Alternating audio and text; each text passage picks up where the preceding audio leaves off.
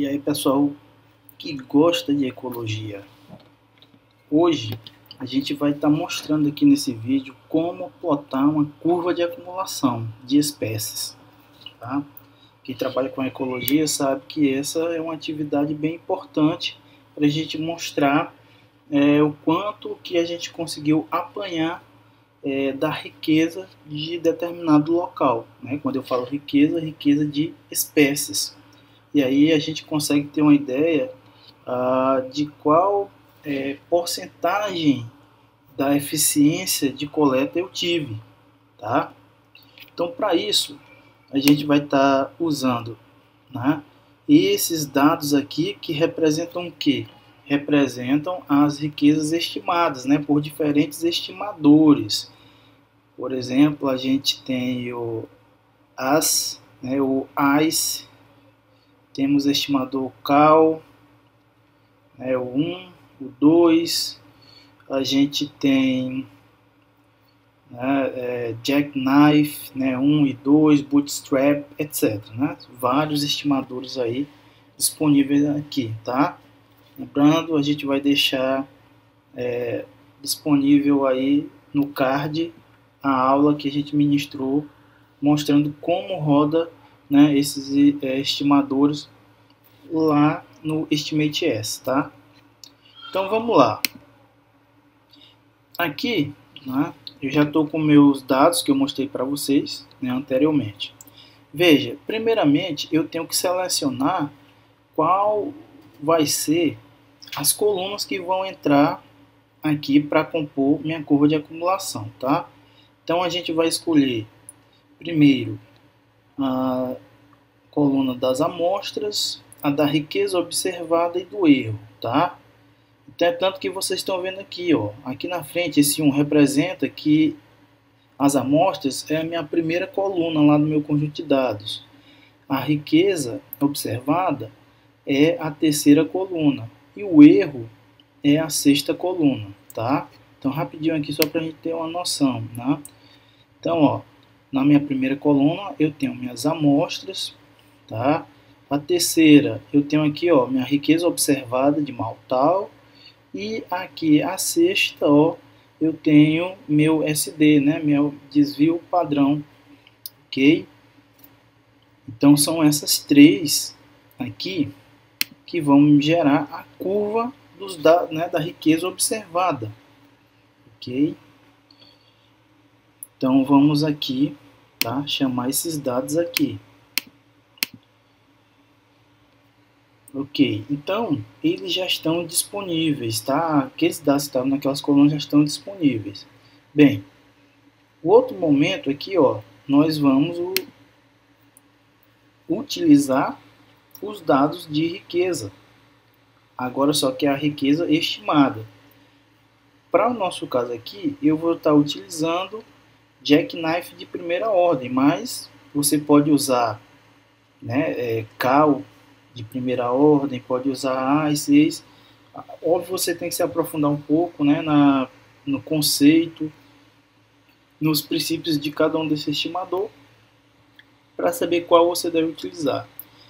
Então, o estimador, né, Jackknife de primeira ordem, ele vai estar na coluna 28, né? Então, por isso que eu coloquei aqui, ó, coluna 28, certo?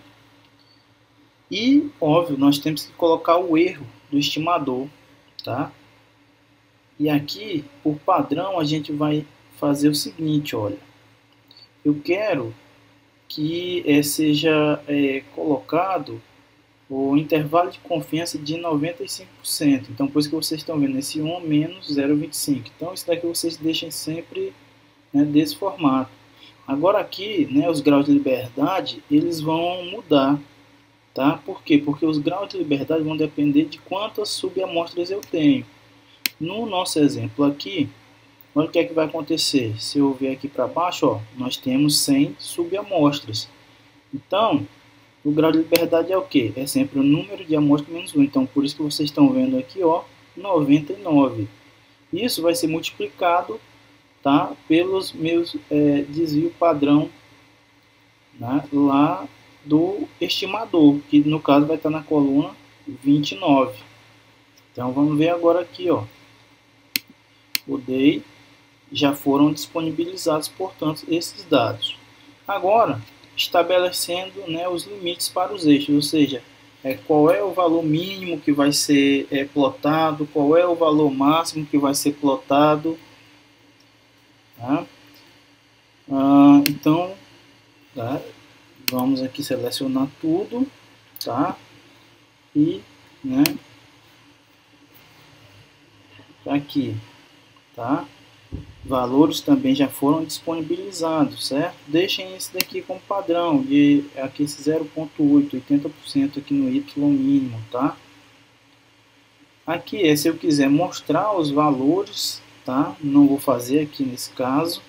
E agora vamos iniciar a plotagem da curva, tá? Então, a primeiro momento eu vou plotar a curva da riqueza observada, tá? Então vamos lá, vou plotar essa curva. Então vocês estão vendo aqui, olha, nesse ponto aqui é onde eu determino o quanto, tá?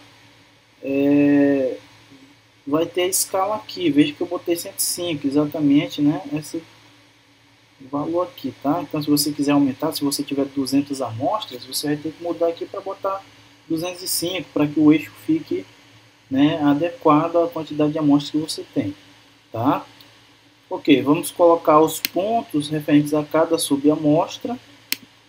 Tá? Então tá aqui quais foram os valores para cada subamostra. E agora vamos adicionar, tá, os valores, né, do intervalo de confiança. Então vejam aqui, né, agora temos o intervalo de confiança. Então essa primeira curva, tá, é da riqueza observada, ou seja, aquilo que a gente coletou em campo, tá? Nesse segundo momento, o que é que nós vamos fazer? Vamos adicionar o estimador, tá? Ou seja, os valores do estimador. Então vamos lá. Então vejam aqui que agora eu tenho aqui, ó, o valor médio, né, dos estimadores aqui. E vamos adicionar os intervalos, né, de confiança. E tá aqui então os intervalos de confiança, tá? Então veja, né, que a gente conseguiu uma boa quantidade de coleta. A gente chegou aqui então a uma estabilização, né, da curva. Você vê que ela já obteve, né, uma tendência de, né, de ir ao encontro, né, dos dados observados chegarem próximos aqui, tanto que o intervalo de confiança já está sobrepondo o estimador, né, de que você teve uma boa amostragem, né, porque a média, tá, das suas observações, né, em termos de riqueza, né, e quando você considera o intervalo de confiança, eles estão sobrepondo a média dos seus dados observados. Isso vai dar um indicativo, né, de que você conseguiu uma amostragem bem interessante lá do seu local, né, em termos de riqueza. Ok, pessoal? Então, espero que tenha ajudado aí a vocês, né, a conseguirem construir as curvas de acumulação, né, para o trabalho de vocês. Abraços!